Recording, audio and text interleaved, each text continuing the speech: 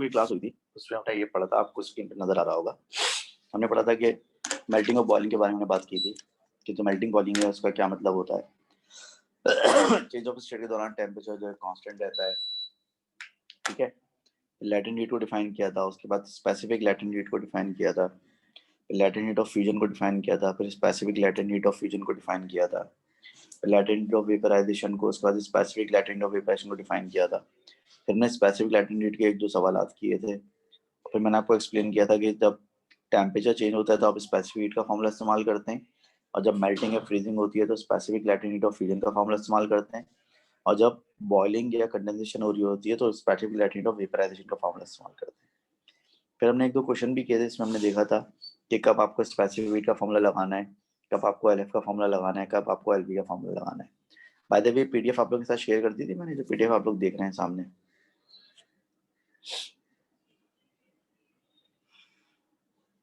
अभी पीडीएफ आप लोग के सामने आपके साथ शेयर कर दी थी मैंने, ये नहीं किया, चलो मैं कर देता हूँ क्लास के बाद।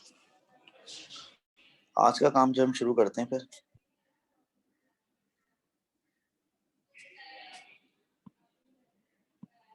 टुडे इज 19 नवंबर 2020 और आज है Thursday,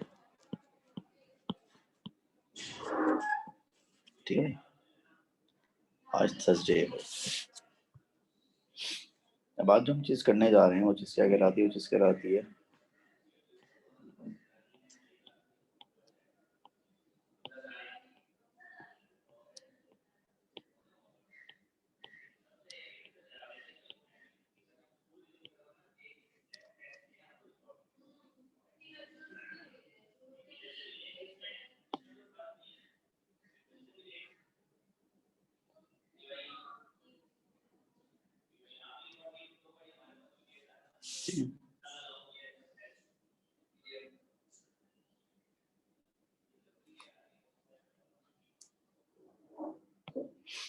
law of heat exchange.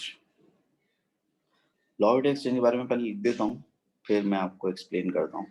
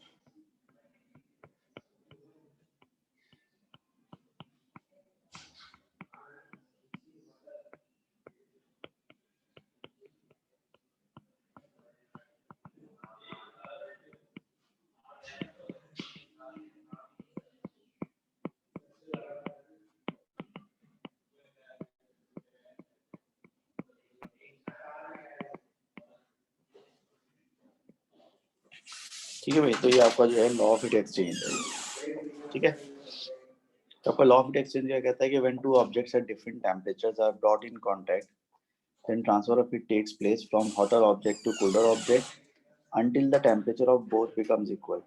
Also, amount of heat lost by hot object is equal to amount of heat gained by colder object plus heat lost to the surroundings. अब देखें इस बात का मतलब समझें आसान जबान में है क्या। इस बात का मतलब आसान जबान में ये है कि फर्ज करें कि ये एक ऑब्जेक्ट है, इसका टेम्परेचर ज़्यादा है और ये दूसरा ऑब्जेक्ट है, इसका टेम्परेचर क्या है, कम है। ठीक है, ये ऑब्जेक्ट जो है हायर टेम्परेचर पर है और ये ऑब्जेक्ट जो है ये लोअर टेम्परेचर पर।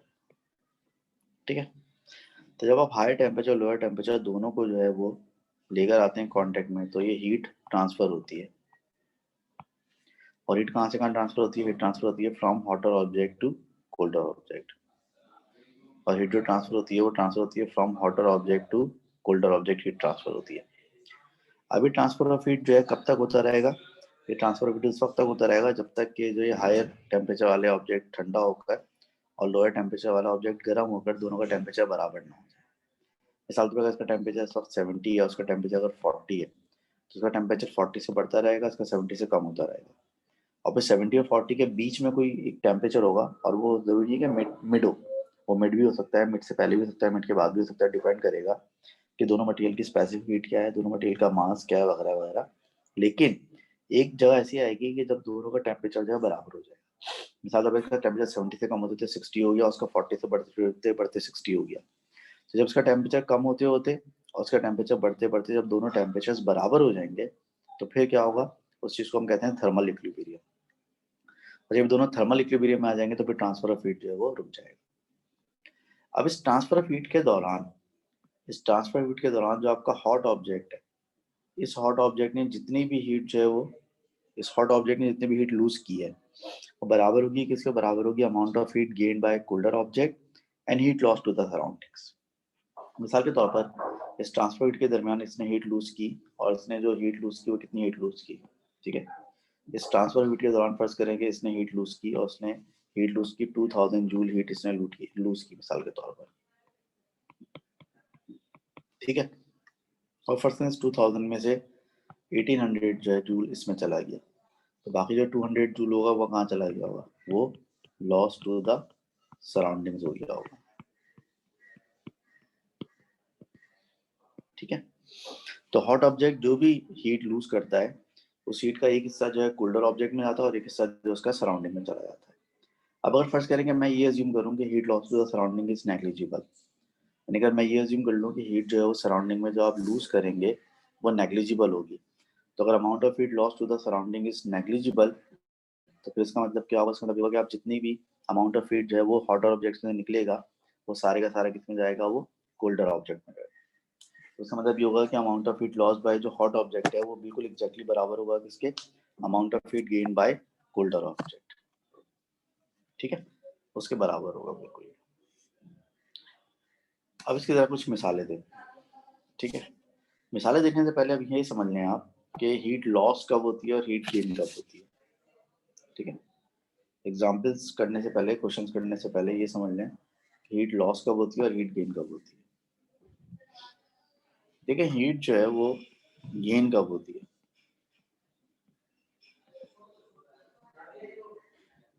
हीट तीन सूरतों में गेन होती है।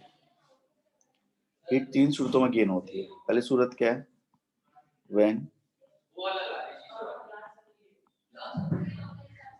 टेम्परेचर of all substance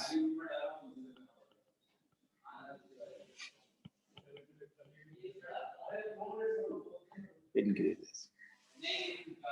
जब किसी ऑब्जेक्ट का टेम्परेचर बढ़ता है, when temperature of a substance increases, जब किसी ऑब्जेक्ट का टेम्परेचर बढ़ता है तो वो हीट गेन करता है।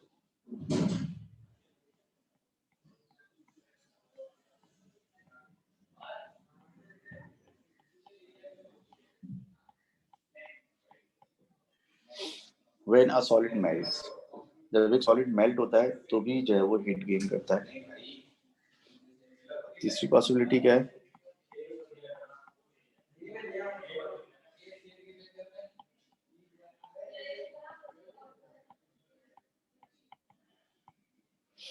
तीसरी possibility when a liquid boils.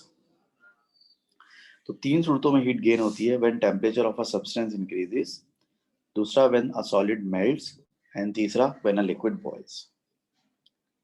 इसी तरह से जो हीट लॉस होता है ना, वो भी तीन तरीकों से हो सकता है। ठीक है, हीट इज लॉस्ट। ठीक है, हीट भी जो है लॉस तीन तरीकों से हो सकती है। Number one, when temperature of a substance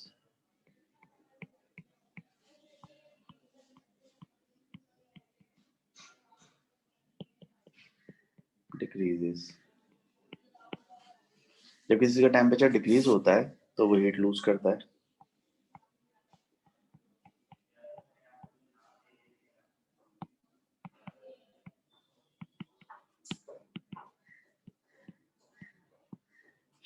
when a liquid freezes, जब एक लिक्विड फ्रीज होता है तो भी वो हीट लूज करता है।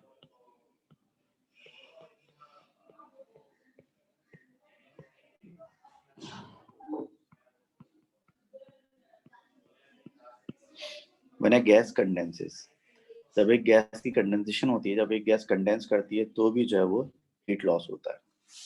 ठीक है, अब जब हीट गेन होता है तो जब एक चीज का टेम्परेचर बढ़ता है तो वो जो हीट गेन करता है, वो हीट गेन कैसे आती है? वो हीट गेन आती है mc T2 - T1 से आती है।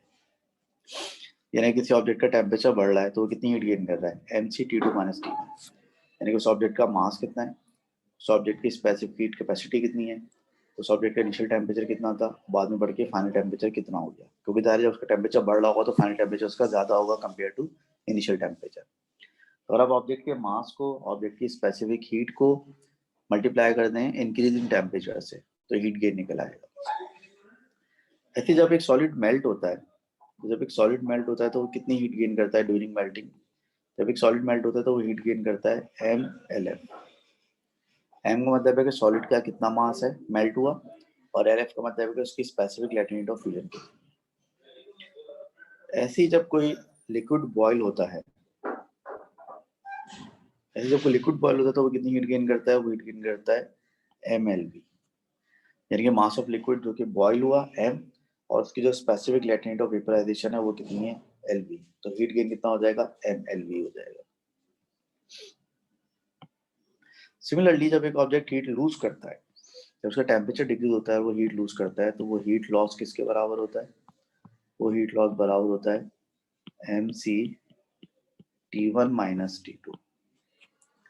यानी कि आप जो है वो मास को मल्टीप्लाई करेंगे स्पेसिफिक हीट से, और T1 में से T2 माइनस करेंगे, उसका टेम्परेचर डिक्रीज हो रहा है। इसका टेम्परेचर डिक्रीज होने का मतलब है कि इसका इनिशियल टेम्परेचर ज्यादा होगा और फाइनल टेम्परेचर इसका कम होगा। ऐसे जब कोई लिक्विड फ्रीज होता है तो हीट जो लॉस होता है वो किसके बराबर होता है? वो हीट लॉस बराबर होता है mLf के बराबर होता है। एम का मतलब है उस लिक्विड का मास जो कि फ्रीज हो रहा है, और एल एफ का मतलब है कि जो वो लिक्विड सॉलिड बन जाएगा तो सॉलिड की स्पेसिफिक लैटिनिटी ऑफ फ्यूजन कितनी होगी। इस तरह जब एक गैस कंडेंस होती है तो वो भी हीट लूज करती है, और इस सूरत में जो हीट लॉस होता है वो किसके बराबर होता है? वो बराबर होता है mLb के बराबर होता है। यहाँ पर m का मतलब है मास ऑफ गैस जो कि कंडेंस हुआ है, और lb का मतलब है स्पेसिफिक लैटिनिटी ऑफ वेपराइजेशन गैस की। ठीक है, तो ये 6 सूरतें, तीन सूरतों में हीट गेन हो रही है, तीन सूरतों में हीट लूज हो रही है। अगर आप देखें तो बेसिकली एक दूसरे के बराबर ही है ये। जब लिक्विड के बॉयल होने पे जो हीट गेन होती है, गैस के कंडेंस होने पर वही हीट लॉस होता है। जो सॉलिड के मेल्ट होने पर हीट गेन होता है, वही लिक्विड के फ्रीज होने पर हीट लॉस होता है। और जो किसी चीज का टेम्परेचर बढ़ने पर हीट गेन होता है, वही इसी चीज का टेम्परेचर कम होने पर हीट लॉस होता है। बस सिर्फ फर्क ये है कि यहाँ पे मैथमेटिकली माइनस के साइन को अवॉइड करने के लिए हम यहाँ पर गेन में T2 - T1 करेंगे और लॉस में T1 - T2 करेंगे। आसान जबान में याद रखेंगे, बड़े वाले टेम्परेचर में से हमेशा छोटे वाले टेम्परेचर को माइनस करेंगे ताकि हमारा आंसर माइनस में ना आए। ठीक है, तो इस तरह से तीन तरीकों से जो है वो हीट गेन हो सकता है और तीन तरीकों से हीट लॉस हो सकता है। ये बात समझ में आ गई सब लोगों के?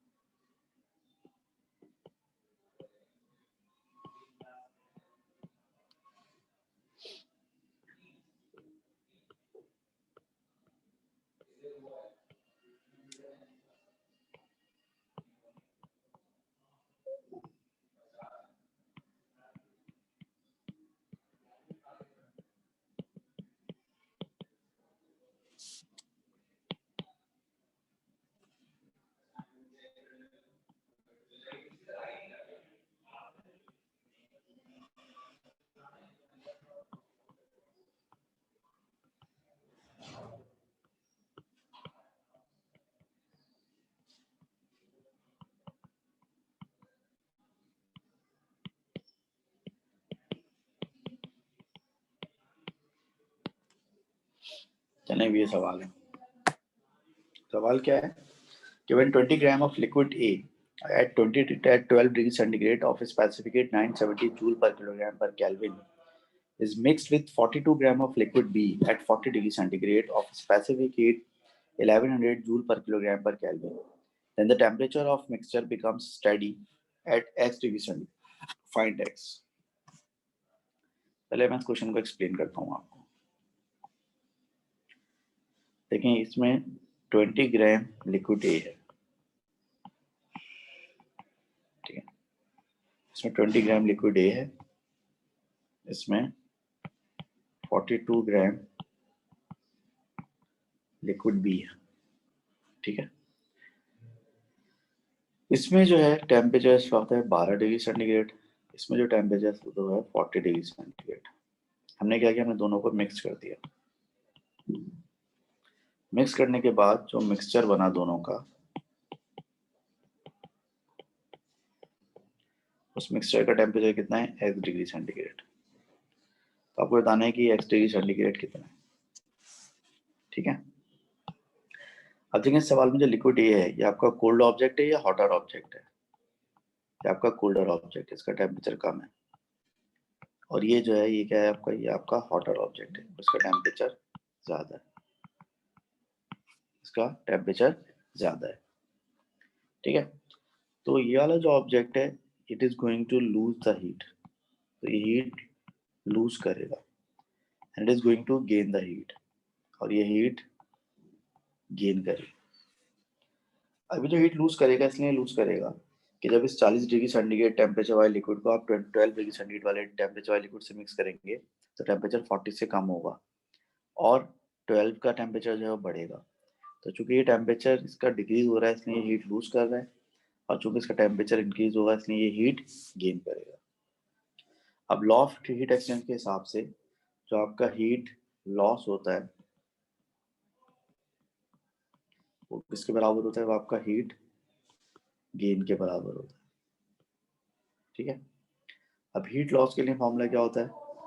हीट लॉस के लिए फॉर्मूला ये होता है, हीट लॉस बराबर होता है mc T1 माइनस T2, ये होता है ना। हीट लॉस अगर टेम्परेचर डिक्रीज होने की वजह से हो रहा हो तो हीट लॉस किसके बराबर होता है? फिर हीट लॉस बराबर होता है mc T1 माइनस T2 के बराबर होता है। अब हीट लॉस कर रहा है, उसका मास कितना है? उसका मास है 0.042। 42 ग्राम को मैंने किलोग्राम में चेंज किया, इसने किलोग्राम में चेंज किया क्योंकि इसकी स्पेसिफिक हीट जो है वो किलो जूल पर किलोग्राम में दी हुई है। इसका मास हो गया 0.042 मल्टीप्लाई बाय सी की वैल्यू इसकी है 1100, और लिक्विड बी की, लिक्विड बी का इनिशियल टेम्परेचर है 40, फाइनल टेम्परेचर होगा x। तो ये क्या आ गया, हीट लॉस आ गया। जो हीट गेन हो रहा है वो इसलिए हीट गेन हो रहा है क्योंकि टेम्परेचर जो है वो इंक्रीज हो रहा है।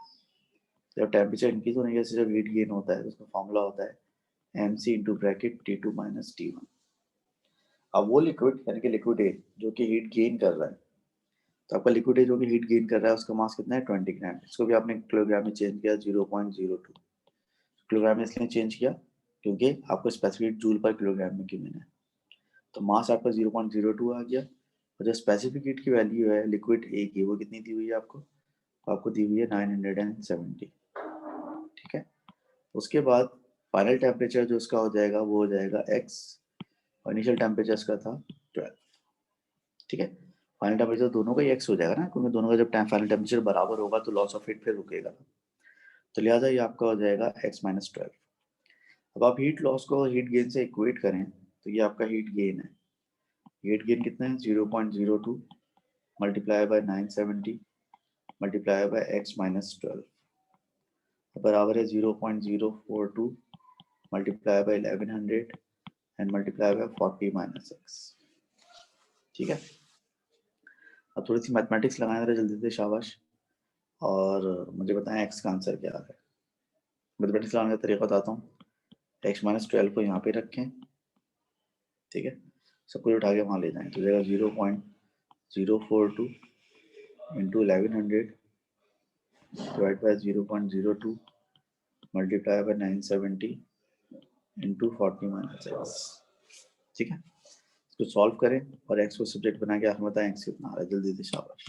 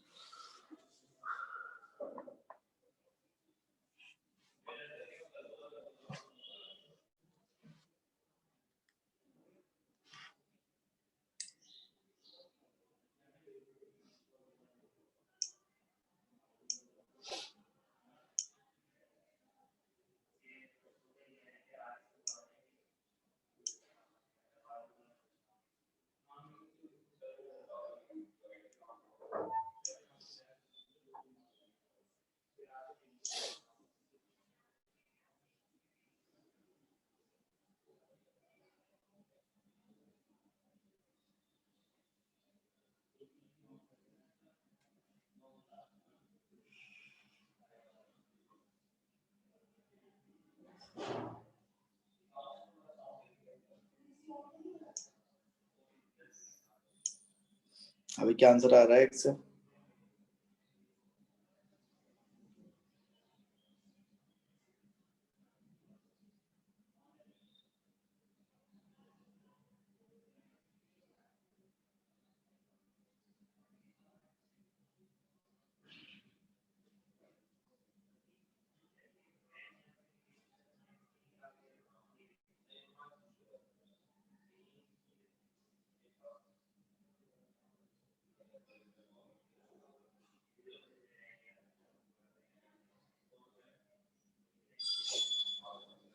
अभी आंसर बता दो खुदा के लिए इसका यार।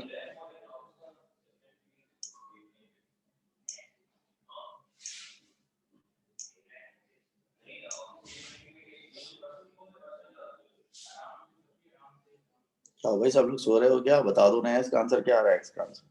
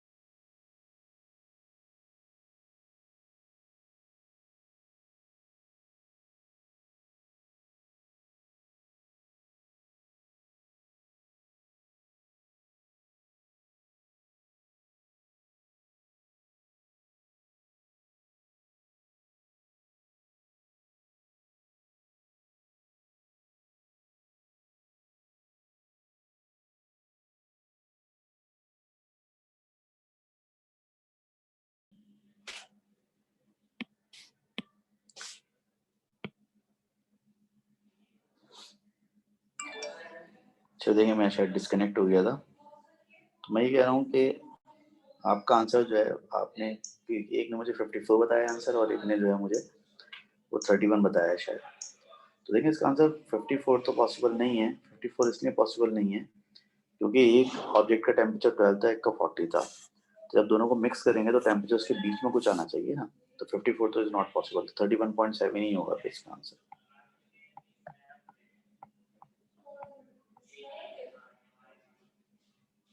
तो आपका तो 31.7 डिग्री सेंटीग्रेड हो जाएगा।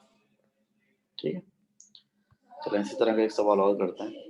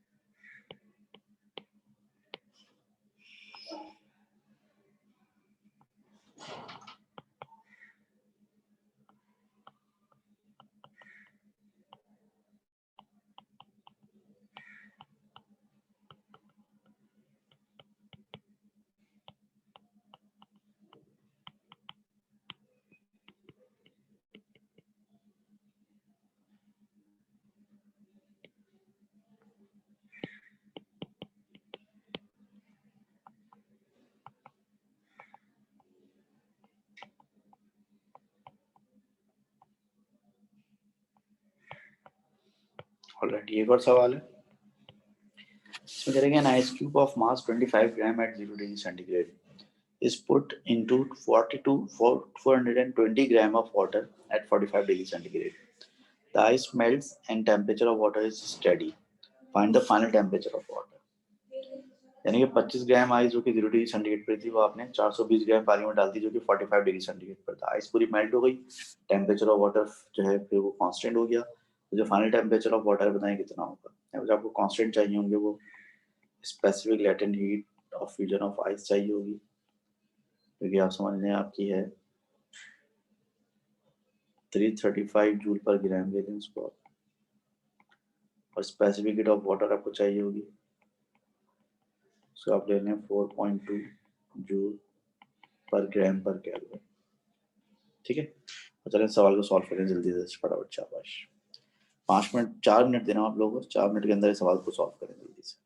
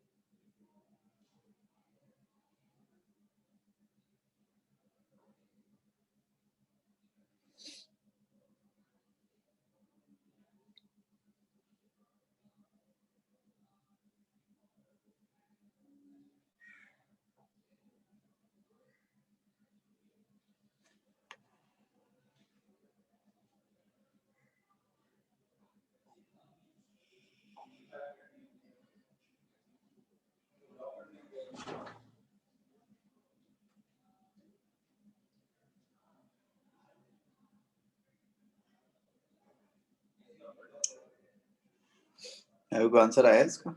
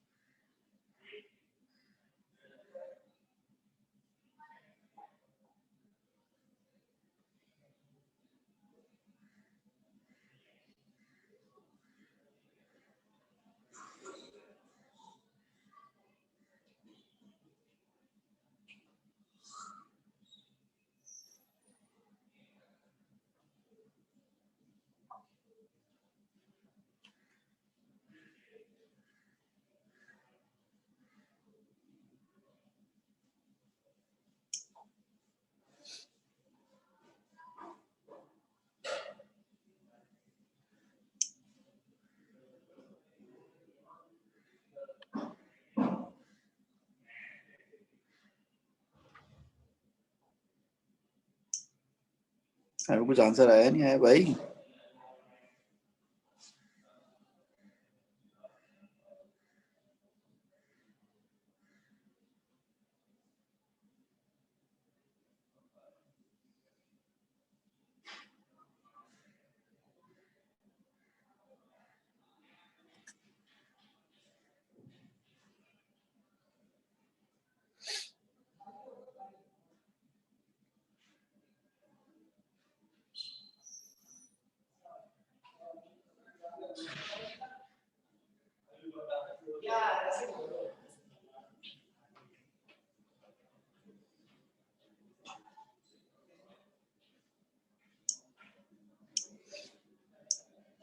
No answer?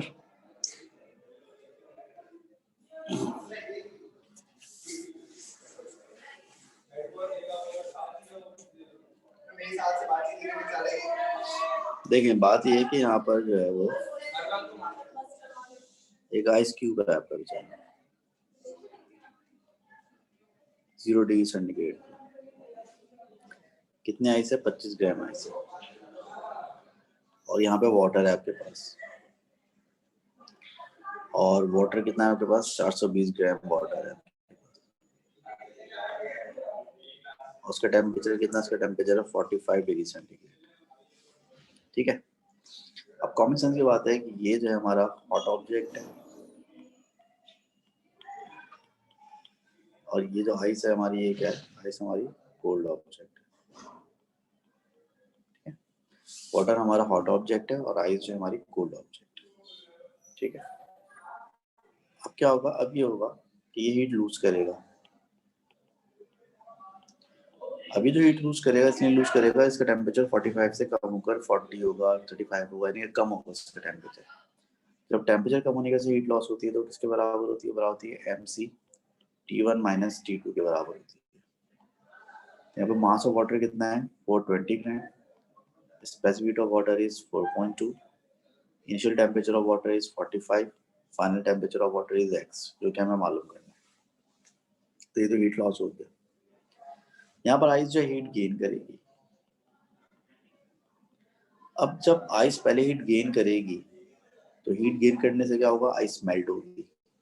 तो आइस को मेल्ट करने के लिए कितनी हीट चाहिए? MLF हीट चाहिए। ठीक है। लेकिन जब आइस मेल्ट हो जाएगी MLF हीट गेन करके, तो वो पानी बन जाएगी 0 डिग्री सेंटीग्रेड पर। तो ऐसा तो नहीं हो सकता ना कि एक कंटेनर में एक पानी 0 डिग्री सेंटीग्रेड पर हो और दूसरा पानी x डिग्री सेंटीग्रेड पर हो, ऐसा नहीं होगा। आइस जब मेल्ट हो जाएगी, पानी बन जाएगी, तो फिर वो पानी भी हीट गेन करेगा ताकि उसका टेम्परेचर 0 से बढ़ के कहाँ तक हो जाए, x तक हो जाए। और जब टेम्परेचर दोनों का बराबर होगा मेल्टेड आइस का और पहले से मौजूद वाटर का, तभी तो इक्विलिब्रियम आएगा ना, जब तो स्टेडी टेम्परेचर आएगा। तो वाटर जो मेल्ट हुआ है वो जो हीट गेन करेगा वो किसके बराबर होगा, बराबर होगा MC T2 माइनस T1। यानी कि यहाँ पर हीट गेन 2 स्टेप्स में होगी। पहले स्टेप में जो हीट गेन होगी वो इसलिए गेन होगी ताकि आइस मेल्ट हो जाए, और दूसरे स्टेप में जो हीट गेन होगी वो इसलिए गेन होगी ताकि जो मेल्टेड आइस है, जो आइस मेल्ट होने का जो पानी बना है, ठंडा पानी 0 डिग्री सेंटीग्रेड पर, वो पानी हीट गेन करके जो है जो पर दूसरा पानी है उसके टेम्परेचर के बराबर पहुंच जाए, यानी एक्स तक पहुंच जाए। अब अगर आप यहाँ पे वैल्यूज पुट करेंगे तो mass of ice is 25, specific letting heat of fusion of ice is 335, plus जब आइस मेल्ट हो जाएगी तब भी मास 25 रहेगा, specific heat of water is 42, final temperature water का x होगा, इनिशियल टेम्परेचर 0 था। ठीक है, तो ये आपका हीट गेन हो गया पूरा, ये हीट लॉस हो गया आपका पूरा। अब इन दोनों को इक्वेट कर लें, 25 into 335 plus 25 into 4.2 into x बराबर होगा 420 इंटू 4.2 इंटू 45 माइनस एक्स। ठीक है, अब इस इक्वेशन को सॉल्व करें और सॉल्व करके जल्दी से मुझे बताएं एक्स का आंसर क्या आ रहा है।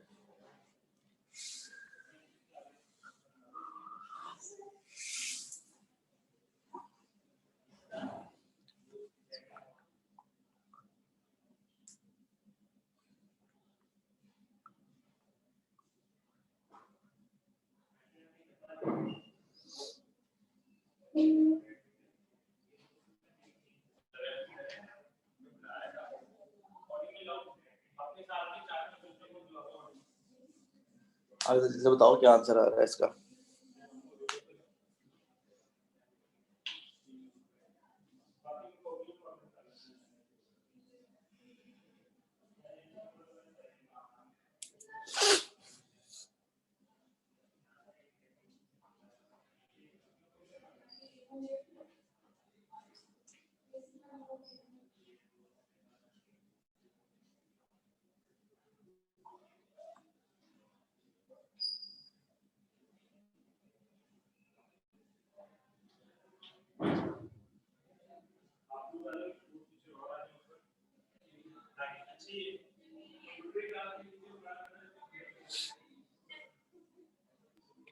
आप इसका आंसर बता दो खुदा के लिए कोई।